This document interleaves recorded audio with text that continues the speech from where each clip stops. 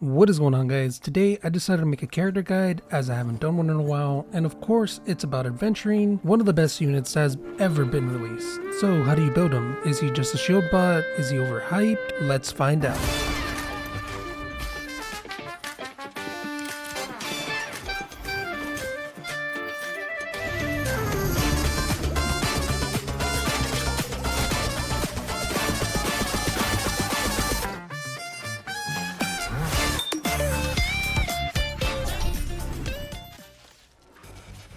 So let's begin with a short overview of his kit, which is actually very simple. He is a preservation character who only scales off of defense, and uses that stat to make big shields and do damage.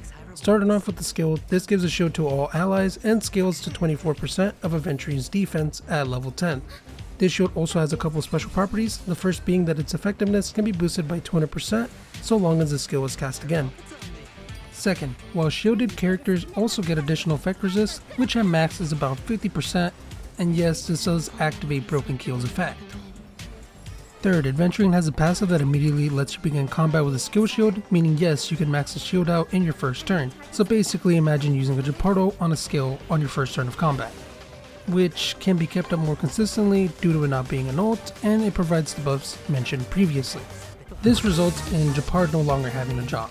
This man is homeless, gone from teams, even Eidolon is more viable now.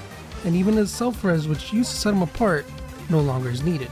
With Aventurine around, how are you gonna die being able to spam Gepardo? Oh yeah, and where was I? Skill. So the skill is very OP. Moving on to the talent, he can do follow-up attacks if anyone in this team gets attacked while they have a shield, though this can only happen when this counter reaches 7. Oh, and Aventurine also gains partial CC immunity. Next, the ult is just damage with Gambit animation. This has a really high defense scaling as well, so it will hit somewhat decent with the amount of defense you can stack. Oh, and it has a debuff. I wonder if that works well with someone. Another crucial thing I want to go over is this passive, which gives Aventurine more crit rate depending on his defense. This can give a substantial boost to his crit stats, letting him be more of a sub DPS than most would believe. Moving on to light cones, you actually don't need his signature because he's more of a shielder who happens to do good damage while providing immense utility with shields and buffs, meaning there are other options that still work well, but of course Aventurine's signature light cone enhances what he does even further, giving him more defense, crit damage, and a more consistent way to put debuff on enemies. Other options are Gepard light cone. That's right, this guy wasn't just content stealing this man's spot, he stole his light cone.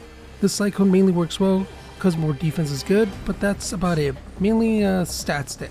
A good option for most would be day 1 of my new life, that mainly wins out because of that increased defense stat. Of course, for those who want to do a bit more damage, Destiny Threads is amazing as a free to play choice that will make you basically CC immune when you have a shield, while also increasing Aventurine's damage by a decent amount. A more interesting choice than all the previous ones is Trend of the Universal Market, which has potential to work on dot comps, but struggles a bit because the light cone doesn't have a built-in taunt effect. Still, it increases defense, making it viable. Alright, getting on to the next portion, traces. This one's quite simple. Your number one priority is this skill and passive, as that will increase shield strength and the amount of effect resist the shield gives. Everything else can be leveled up more slowly with time, as it only upgrades Aventurine's personal damage, which while great is not the main focus on most teams. Eidolon. So this is something I usually have never included in my videos, but I wanted to try it out on this one. I'll quickly discuss which Eidolons are worth pulling for. If you aren't interested at all, skip to this timestamp for a quick summary. First, E1, this one's actually crazy value and one I recommend to most people, as it lets Aventurine get a skill shield when casting ult, which essentially makes him one of the most skill point positive units. With this Eidolon, so long as no damage is too excessive, you can easily keep shields up and max for your entire team without ever using a skill. If you want to see me stress test a shield, I got 2 videos where I clear Simulated Universe solo with Aventurine at E1. Other things it gives: a 20% increase to crit damage to everyone with his shield. E2, this one, while useful, is never too worth it, especially with the amount of summons you need to get it. I wouldn't recommend it to most light spenders as it doesn't change the character like the previous Eidolon, though it has its uses. E3 is an increase in ultimate and basic attack damage. Not worth it 99% of the time, even if you are building them for damage.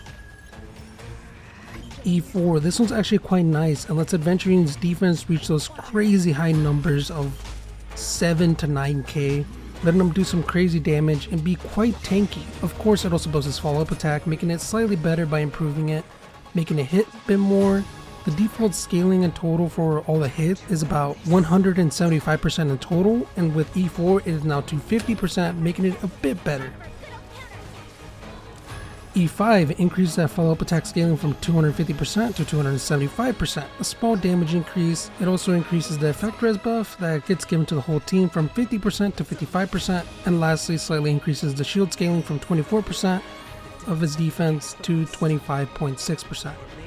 Honestly, this Eidolon is nice, but not a big increase in any particular area for it to be worth for most. E6. If you got here, you're either a big spender or got really lucky. All I want to say is congrats. Aventurine can now play two roles at the same time, being the only sustain the team needs while also being the main DPS. Of course, he won't outdamage Acheron, but he can easily beat all the content in the game with ease, even completely by himself. TLDR. E1 is a great stopping point for 99% of players, E4 is great for pushing Aventurine's defense to its theoretical limits, and E6 unlocks Hyper Carry Aventurine, who can solo sustain and DPS most content. Relics. This one's a bit different depending on what you're looking for. If you want a shield bot, the Knight set is best, giving him more defense and bigger shields. With this Relic set, you can easily get away with worse unoptimal artifacts and can use Aventurine shields to do all the content without ever worrying about your team's survivability. Now for those that want a bit more damage, the best set in my opinion is Pioneer. This set gives so much crit stats and the effect can easily be activated if you have a signature light cone or any other light cone that can apply debuffs. Of course his ult can also apply a debuff, letting him have a lot of uptime on that 4-piece effect. Though this does compromise a bit in her survivability, it's something which won't affect a fully built Aventurine. Another mention I want to do is mix sets with 2-piece Ash Blazing. These are also viable, though I prefer to go Pioneer most of the time if I'm going for damage, but I know a lot of people like using this set. For ornaments, we got a couple options. Most people will run Broken Keel for free crit damage, which works well because, like mentioned earlier, he can activate the effects of Broken Keel while having a shield. Now if you prefer damage, most run Inert as it buffs both his follow-up attacks and ultimate damage. This effect is also automatically activated so long as Aventurine's defense has reached 4,000, which is not difficult to get and the number most people recommend having him at.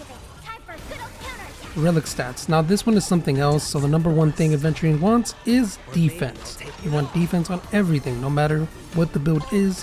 What I recommend for relics is for body, defense, or crit stats, boots, defense, or speed, spear, defense, or imaginary damage, and rope, defense. As for substats, defense percentage, speed, crit rate, and crit damage are the best and should be prioritized, while effect resist and effect hit rate are stats that are great but not necessary.